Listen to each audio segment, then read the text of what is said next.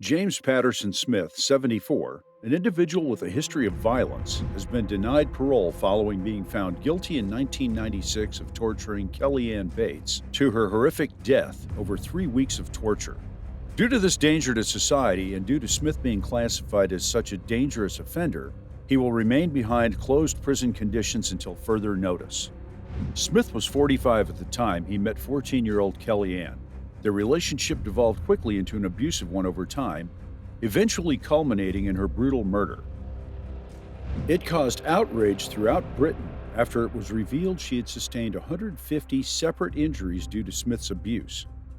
Pathologist William Lawler had described Kellyanne's ordeal as one of his worst ever experiences during his career, and it left a permanent mark upon it. Smith was sentenced to life imprisonment following a trial that revealed his terrifying history of violence toward women and required at minimum 25 years to serve his sentence. Recently, he received eligibility for his initial parole hearing, wherein he claimed that things have improved drastically since 1997. However, the three-person parole board denied his appeal and ensured his continued imprisonment, as they asserted that any potential risk to public safety outweighed claims of personal transformation. They explained this decision directly to Smith. Parole board officials reported that parole decisions focus on assessing any risk a prisoner poses to society upon release through extensive examination of evidence, including details about the original crime, any proof of behavior change, and impact of crime on victims. This process involves intensive reading and understanding of reports and evidence, which typically lasts a full day or longer. Smith's trial at Manchester Crown Court was one of the most horrendous ever heard. At 14, Kellyanne met Smith while babysitting. This marked an insidious grooming process which kept Kellyanne secret from her parents for 2 years, which ultimately led to Smith committing murderous acts against Kellyanne and 2 years before being caught by law enforcement officials.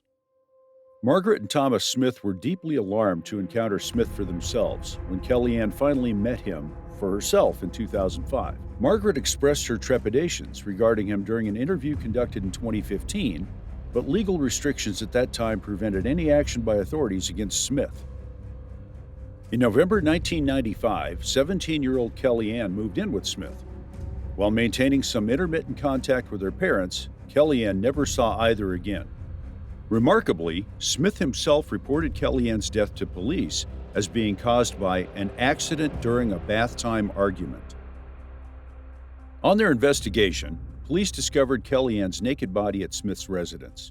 It was an appalling scene with blood covering every room of the home, and post-mortem examination revealing shocking injuries sustained and torture endured, often tied by hair to radiators or chairs, or with an illegal ligature around her neck in her final month of life.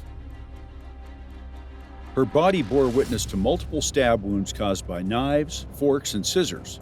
Both eyes had been gouged out, her scalp partially removed, ears, nose, eyebrows, mouth, lips, genitalia, all mutilated. According to the prosecution, all this torture was designed and executed deliberately with intent of inflicting maximum pain, distress, and degradation upon her body. Kellyanne died by drowning after first being subject to brutal showerhead abuse that resulted in numerous head wounds that stunned even experienced professionals. Home Office pathologist William Lawler noted, despite having examined over 600 bodies of murder victims since 1985, never had he seen injuries as severe as hers. At Kellyanne's trial, prosecutor Peter Openshaw laid out her ordeal with great detail, emphasizing how her injuries weren't simply due to an isolated act, but were the product of systematic torture by Smith himself over an extended period of time. According to Openshaw's evidence against Smith, that he intentionally disfigured and tortured Kellyanne, this process continued for months after. Smith denied murder charges, but the jury took only an hour to convict him. Mr. Justice Sachs made clear in sentencing him of catalog of depravity, labeling Smith an highly dangerous individual and abuser of women. It was made evident to all parties involved that their goal was ensuring no further victims from Smith would ever have access to him in the future. The horrific details of this case had an enormous effect on all involved, particularly jury members. We provided professional counseling sessions as a means of helping them cope with what they witnessed at trial. All accepted our offer, underscoring its emotional cost. Kellyanne Bates' tragic case serves as a powerful illustration of domestic abuse's destructive potential if left unchecked, with James Patterson Smith still imprisoned serving as proof that our justice system takes seriously its responsibility to safeguard society against individuals posing serious danger to public safety.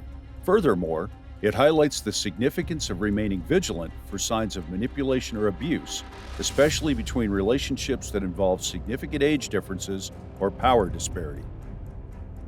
As this case demonstrates, combating domestic violence requires taking multiple approaches at once: education, prevention, and legal action.